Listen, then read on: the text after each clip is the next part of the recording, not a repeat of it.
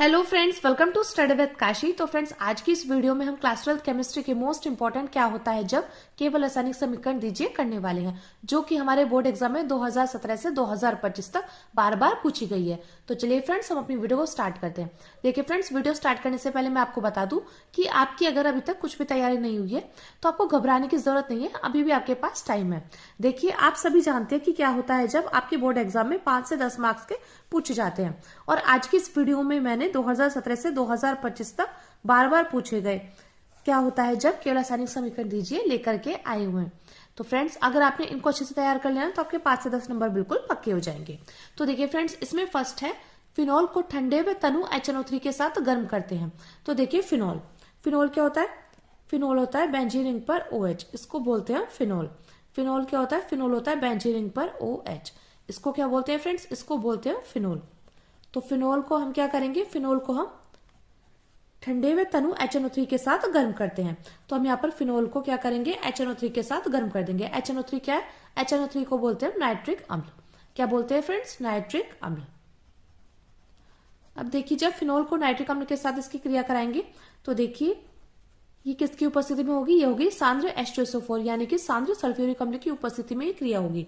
तो हमारे यहाँ पर क्या बनकर तैयार हो जाएगा फ्रेंड्स? हमारे यहाँ पर बनकर तैयार हो जाएगा, यहाँ पर देखिए, यहाँ पर देखिए हमारा क्या बनकर तैयार हो जाएगा? ये देखिए OH ऐसे, और ऑर्थो पोजिशन पर आ जाएगा NO2। देखिए फ्रेंड्स, अगर आप नहीं जानते ऑर्थो पोजिशन, मेटा पोजिशन और पैरा पोजिशन क्या होती है तो मैं आपको बता देती हूँ कि ये वाली और ये वाली इसको बोलते हैं ऑर्थो पोजिशन, इस वाली और इस वाली को बोलते हैं मेटा पोजिशन, और इस वाली को बोलते हैं पैरा पोजिशन। ठीक है फ्रेंड्स, तो यहाँ पर क्या है? ये यहाँ पर ऑर्थो पोजिशन पर क्या आ गया? NO2। तो इसको हम लिख सकते हैं ऑर्थो नाइट्रोफिनोल, ओ नाइट्रोफिनोल। क्या लिख सकते हैं? ओ नाइट्रोफिनोल या ऑर्थो नाइट्रोफिनोल लिख सकते हैं। ठीक है, और हमारा क्या बनकर तैयार हो जाएगा? और हमारा बनकर तैयार हो जाएगा पैरा नाइट्रोफिनोल। तो यहाँ पर देखिए ये है हमारी बेंजीन रिंग, ये रही हमारी बेंजीन रिंग, इस पर यहाँ पर देखिए OH, और यहाँ पर देखिए पैरा पोजिशन पर क्या? NO2। तो यहाँ पर आ जाएगा पैरा नाइट्रोफिनोल। क्या आ जाएगा फ्रेंड्स? यहाँ पर आ जाएगा पैरा नाइट्रोफिनोल। ठीक है, तो देखिए जब हम फिनॉल को ठंडे व तनु HNO3 के साथ गर्म करेंगे तो हमारा क्या बनकर तैयार हो जाएगा? ऑर्थो नाइट्रोफिनोल और पैरा नाइट्रोफिनोल बनकर तैयार हो जाएगा। मैं उम्मीद करती हूँ फ्रेंड्स आपको ये अच्छे समझ में आ गया होगा। अब देखिए अगला हमारा मैथिल अल्कोहल की क्रिया अमोनिया से कराते हैं। तो जब हम मैथिल अल्कोहल की क्रिया अमोनिया के साथ कराएंगे तो हमारा क्या बनकर तैयार हो जाएगा?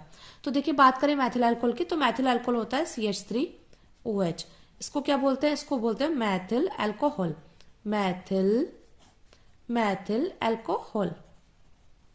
तो हम यहाँ पर मैथिल अल्कोहल की क्रिया किसके साथ कराएंगे? अमोनिया के साथ करा देंगे। तो NH3 को हम क्या बोलते हैं? इसको बोलते हैं अमोनिया। क्या बोलते हैं फ्रेंड्स? इसको बोलते हैं अमोनिया। ठीक है, अब देखिए जब हम मैथिल अल्कोहल की क्रिया अमोनिया के साथ कराएंगे तो हमारा क्या कंपाउंड बनकर तैयार हो जाएगा? हमारा कंपाउंड बनकर तैयार हो जाएगा मैथिल एमीन यानी कि CH3NH2। तो क्या बनकर तैयार हो जाएगा? CH3, यहाँ से देखिए CH3 ले लें, यहाँ से NH2 ले लिया, तो यहाँ पर एक हाइड्रोजन बचा है और एक हाइड्रोजन ये रहा, एक ऑक्सीजन ये रहा, यानी हमारा जल बनकर तैयार हो जाएगा। तो इसको बोलेंगे हम H2O। तो CH3NH2 को क्या बोलते हैं? मैथिल एमीन। क्या बोलते हैं फ्रेंड्स? इसको हम बोलते हैं मैथिल एमीन। मैं उम्मीद करती हूँ फ्रेंड्स आपको अच्छे समझ में आ गया होगा। अब देखिए अगला है हमारा फिनॉल को जिंक चूर्ण के साथ गर्म किया जाता है। तो देखिए फिनॉल को जब हम जिंक चूर्ण के साथ गर्म करेंगे तो हमारा क्या बनकर तैयार हो जाएगा? तो फिनॉल क्या है? ये देखिए ये है बेंजीन रिंग, बेंजीन रिंग पर OH, इसको क्या बोलते हैं? इसको बोलते हैं फिनॉल। क्या बोलते हैं फ्रेंड्स? इसको बोलते हैं हम फिनॉल। तो यहाँ पर हम लिख देंगे फिनॉल। अब फिनॉल को हम क्या करेंगे? यहाँ पर हम जिंक चूर्ण के साथ इसको गर्म कर देंगे। तो ये ज़ैंडिन के साथ हम इसको गर्म कर देंगे। यहाँ पर गर्म करेंगे तो हमारा क्या बनकर आ जाएगा? हमारा बनकर आ जाएगा बेंजीन। क्या बनकर आ जाएगा फ्रेंड्स? हमारा बनकर आ जाएगा बेंजीन। देखिए इसका नाम है बेंजीन। ठीक है, और हमारा क्या बनकर आ जाएगा? हमारा बनकर आ जाएगा जिंक ऑक्साइड यानी कि ZnO, जिसको हम बोलते हैं जिंक ऑक्साइड। क्या बोलते हैं फ्रेंड्स? इसको हम बोलते हैं जिंक ऑक्साइड। अब देखिए फ्रेंड्स आपके मन में एक क्वेश्चन आ रहा होगा कि मैम यहाँ पर तो था फिनॉल, यानी कि बेंजीन पर OH, और यहाँ पर हमने जिंक चूर्ण के साथ इसकी क्रिया कराई है, तो यहाँ पर हमारा क्या बनकर तैयार हो गया, बेंजीन और जिंक ऑक्साइड। लेकिन यहाँ से जो H है ये कहाँ गया, तो फ्रेंड्स मैं आपको बता दूं, ये जो हमारी बेंजीन होती है इसके हर एक कॉर्नर पर कार्बन होता है, यानी कि इसके हर एक कॉर्नर पर क्या होता है, कार्बन होता है, और हर एक कार्बन हाइड्रोजन के साथ जुड़ा होता है। तो इसलिए फ्रेंड्स ये हाइड्रोजन यहाँ पर इसलिए रह गया। ठीक है, मैं उम्मीद करती हूँ आपको इतनी बात अच्छे से समझ में आ गई होगी। तो चलिए फ्रेंड्स अब देखते हैं अगला क्वेश्चन हमारा। अगला क्वेश्चन हमारा, डाई एथिल ईथर को एसिटिल क्लोराइड के साथ निर्जल AlCl3 की उपस्थिति में गर्म करते हैं। तो हम यहाँ पर क्या करेंगे, हम यहाँ पर डाई एथिल ईथर को एसिटिल क्लोराइड के साथ निर्जल AlCl3 की उपस्थिति में गर्म करेंगे। तो देखते हैं हमारा क्या बनकर तैयार होगा। तो देखिए डाई एथिल ईथर, तो ये होता है C2H5O, C2H5, इसको क्या बोलते हैं, इसको बोलते हैं हम डाई एथिल ईथर। तो डाई एथिल ईथर की क्रिया किसके साथ कराएंगे, एसिटिल क्लोराइड। और हम सभी जानते हैं एसिटिल क्लोराइड का सूत्र क्या होता है, ये होता है CH3COCl, इसको क्या बोलते हैं, इसको बोलते हैं एसिटिल क्लोराइड, इसको बोलते हैं एसिटिल क्लोराइड। तो जब हम यहाँ पर डाई एथिल ईथर के एसिटिल क्लोराइड के साथ क्रिया कराएंगे, यानी कि इसको निर्जल AlCl3 की उपस्थिति में गर्म करेंगे, तो हमारे यहाँ पर क्या बनकर तैयार हो जाएगा फ्रेंड्स, हमारा बनकर तैयार हो जाएगा एथिल एसीटेट, यानी कि CH3COO2H5 बनकर तैयार हो जाएगा। तो इसका क्या नाम है, इसका नाम है एथिल एसीटेट, इसका नाम है एथिल एसीटेट। ठीक है फ्रेंड्स, और हमारा क्या बनकर तैयार हो जाएगा, और बनकर तैयार हो जाएगा एथिल क्लोराइड, यानी कि C2H5Cl, इसको बोलते हैं हम एथिल क्लोराइड, एथिल क्लोराइड। तो देखिए जब हमने डायएथिल ईथर के एसिटिल क्लोराइड के साथ निर्जल AlCl3 की उपस्थिति में इसको गर्म किया है, तो हमारा क्या कंपाउंड बनकर तैयार हो गया, एक तो हमारा बनकर तैयार हो गया एथिल एसीटेट, और दूसरा हमारा बनकर तैयार हो गया एथिल क्लोराइड। अब देखिए अगला क्वेश्चन हमारा, फिनोल का एसिडीकरण पिरिडिन की उपस्थिति में किया जाता है। तो यहाँ पर हम फिनोल का एसिडीकरण पिरिडिन की उपस्थिति में करेंगे, तो हमारा क्या कंपाउंड बनकर तैयार होगा। तो देखिए फिनोल, बेंजीन पर OH, इसको बोलते हैं फिनोल। ठीक है, ये होता है फिनोल। अब फिनोल का हम क्या करेंगे, यहाँ पर एसिडीकरण कर देंगे, यानी कि CH3COCl यहाँ पर, और ये जो क्रिया होगी ये क्रिया होगी पिरिडिन की उपस्थिति में। किसकी उपस्थिति में होगी, ये क्रिया हो जाएगी पिरिडिन की उपस्थिति में। तो यहाँ पर हमारा क्या बनकर तैयार हो जाएगा फ्रेंड्स, यहाँ पर हमारा बनकर तैयार हो जाएगा फेनिल एसीटेट। क्या बनकर तैयार हो जाएगा, तो हमारा बनकर तैयार हो जाएगा फेनिल एसीटेट, यानी कि OCOCH3, इसको क्या बोलते हैं, इसको बोलते हैं फेनिल एसीटेट। क्या बोलते हैं फ्रेंड्स, इसको बोलते हैं फेनिल एसीटेट। और हमारा क्या बनकर तैयार हो जाएगा, तो देखिए यहाँ से OCOCH3, यानी कि ये हमारा यहाँ से निकल गया, तो यहाँ से क्या बचा, एक H बचा है, तो फिर यहाँ पर HCl, तो यहाँ पर हाइड्रोक्लोरिक अम्ल बनकर तैयार हो गया। तो देखिए जब हम फिनोल का एसिडीकरण पिरिडिन की उपस्थिति में करेंगे, तो क्या कंपाउंड बनकर तैयार हो जाएगा, तो हमारे यहाँ पर बनकर तैयार हो जाएगा फेनिल एसीटेट, और हाइड्रोक्लोरिक अम्ल बनकर तैयार हो जाएगा। अब देखिए अगला क्वेश्चन हमारा, एथिल आयोडाइड को सोडियम एथोक्साइड के साथ गर्म करते हैं। तो जब हम एथिल आयोडाइड को सोडियम एथोक्साइड के साथ गर्म करेंगे, तो क्या बनकर तैयार हो जाएगा, तो देखिए एथिल आयोडाइड क्या होता है, C2H5I, ये होता है एथिल आयोडाइड, C2H5I इसको बोलता है एथिल आयोडाइड, को हम क्या करेंगे, सोडियम एथोक्साइड के साथ गर्म करेंगे। तो सोडियम एथोक्साइड क्या है, C2H5ONA, इसको बोलते हैं सोडियम एथोक्साइड। तो आप चाहे तो इसका नाम नीचे यहां पर लिख सकते हैं, सोडियम एथोक्साइड, सोडियम एथोक्साइड। ठीक है, तो एथिल आयोडाइड को सोडियम एथोक्साइड के साथ क्या करेंगे, गर्म करेंगे।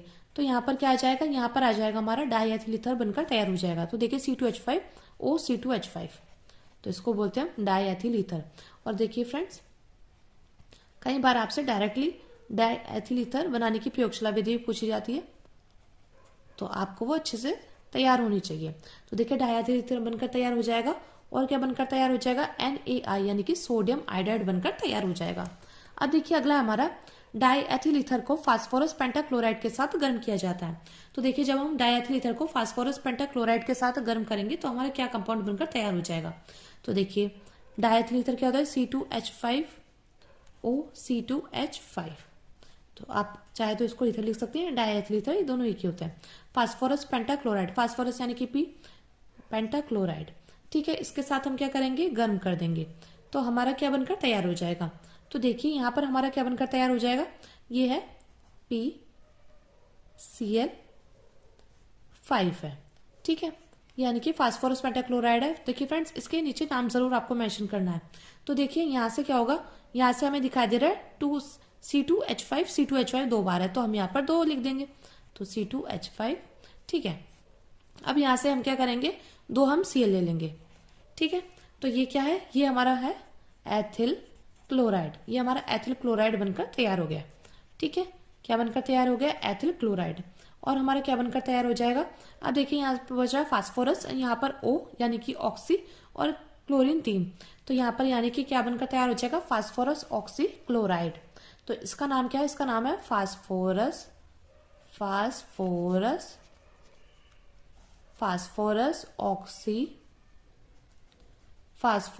Oxy chloride. क्या नाम है फ्रेंड्स इसका नाम है फास्फोरस ऑक्सी क्लोराइड। मैं उम्मीद करती हूँ फ्रेंड्स आपको अच्छे समझ में आ रहे होंगे। अब देखिए अगला है हमारा, अब देखिए अगला है ईथर को लाल फास्फोरस तथा HI के साथ अभिक्रिया होती है, यानी कि ईथर की लाल फास्फोरस तथा HI के साथ अभिक्रिया होती है, तो हमारा क्या बनकर तैयार हो जाएगा, तो हमारा क्या बनकर तैयार हो जाएगा, एथेन में क्या हो जाएगा, अपचयन हो जाएगा। तो ईथर यानी कि C2H5O C2H5, ये हमारा ईथर का क्या होता है, यहाँ पर ईथर को लाल फास्फोरस तथा HI के साथ इसकी अभिक्रिया होगी। HI, यहाँ पर HI के दोनों ले लेंगे, इसकी अभिक्रिया किसकी उपस्थिति में होगी, लाल फास्फोरस, और 423 केल्विन ताप पर यह गर्म होता है, ठीक है। तो हमारा क्या बनकर तैयार हो जाएगा, एथेन बनकर तैयार हो जाएगा। तो C2H6 को क्या बोलते हैं, एथेन, तो C2H6, ठीक है। और हमारा क्या बनकर तैयार हो जाएगा, और हमारा जल बनकर तैयार हो जाएगा। अब देखिए अगला है हमारा बेंजीन डाई एजोनियम क्लोराइड के जलीय विलयन को गर्म करते हैं। तो जब बेंजीन डाई एजोनियम क्लोराइड के जलीय विलयन को गर्म करेंगे तो हमारा क्या बनकर तैयार हो जाएगा। अब देखिए बेंजीन डाई एजोनियम क्लोराइड क्या होता है, बेंजीन रिंग पर N2Cl, इसको क्या बोलते हैं, तो बेंजीन डाई एजोनियम क्लोराइड को क्या करेंगे, जल के साथ इसकी क्रिया करा देंगे। तो बेंजीन पर N2Cl, इसको क्या बोलते हैं, बेंजीन डाई एजोनियम क्लोराइड। तो बेंजीन डाई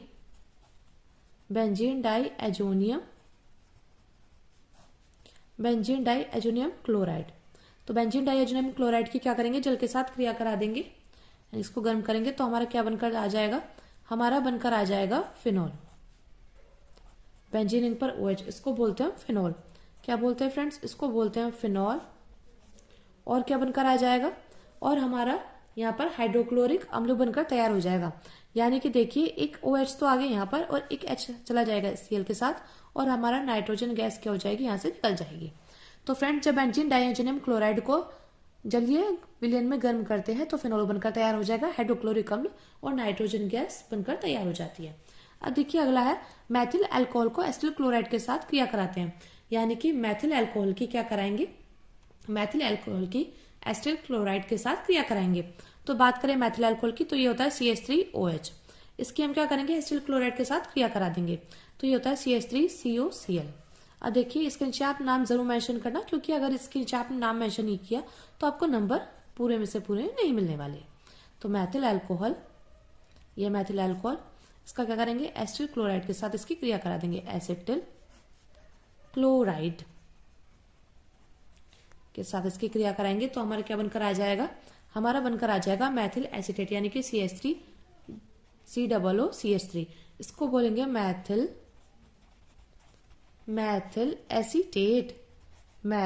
एसीटेट बनकर तैयार हो जाएगा।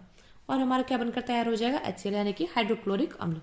अब देखिए फ्रेंड्स इसमें लास्ट है हमारा एथिल अल्कोहल को भिन्न ताप पर सांद्र सल्फ्यूरिक अम्ल से क्रिया कराते हैं, जो कि मोस्ट इंपॉर्टेंट है। तो यहाँ पर देखिए ये जो क्रिया होगी 2 चरणों में। तो एथिल अल्कोहल को भिन्न ताप पर सांद्र सल्फ्यूरिक अम्ल से क्रिया कराएंगे। तो एथिल अल्कोहल लेंगे तो C2H5OH, ये क्या है, ये है एथिल अल्कोहल, C2H5OH को बोलते हैं एथिल अल्कोहल। तो एथिल अल्कोहल के हम यहाँ पर क्या करेंगे, सांद्र H2SO4 के साथ इसकी क्रिया करा देंगे, और ये क्रिया होगी 110 डिग्री सेल्सियस ताप पर। तो हमारा क्या बनकर आ जाएगा, हमारा बनकर आ जाएगा एथिल हाइड्रोजन सल्फेट, यानी कि C2H5HSO4। तो ये क्या बनकर आ गया, ethyl hydrogen ethyl hydrogen sulphate. क्या बनकर आ गया फ्रेंड्स? ये हमारा बनकर आ गया एथिल हाइड्रोजन सल्फेट। ठीक है, और क्या बनकर आ जाएगा? और हमारा जल बनकर आ जाएगा। अब देखिए फ्रेंड्स, ये जो हमारा कंपाउंड बनकर आया है ये है एक मध्यवर्ती उत्पाद। ठीक है, अब इस एथिल हाइड्रोजन सल्फेट की हम क्या करेंगे? C2H5HSO4। तो एथिल हाइड्रोजन सल्फेट की हम यहाँ पर क्या करेंगे? हम यहाँ पर एथिल अल्कोहल के साथ क्रिया करा देंगे। तो हम यहाँ पर ये जो क्रिया होगी ये होगी 140 डिग्री सेल्सियस ताप पर। तो हमारा क्या बनकर आ जाएगा? हमारा बनकर आ जाएगा डायएथिल ईथर, यानी कि C2H5O C2H5। तो इसका क्या नाम है? इसका नाम है डायएथिल ईथर, डायएथिल ईथर। और हमारा क्या बनकर आ जाएगा? हमारा बनकर आ जाएगा H2SO4, क्योंकि देखिए C2H5O यहाँ से ले लिया और C2H5, तो ये तो बन गया डायएथिल ईथर। तो यहाँ पे H2SO4 यानी कि सल्फ्यूरिक अम्ल, तो ये हमारा बनकर तैयार हो जाएगा। और फ्रेंड्स आप इसके नीचे नाम जरूर मेंशन करना। तो जब एथिल अल्कोहल की भिन्न ताप पर सांद्र सल्फ्यूरिक अम्ल से क्रिया करता है तो क्या बनकर तैयार हो जाएगा?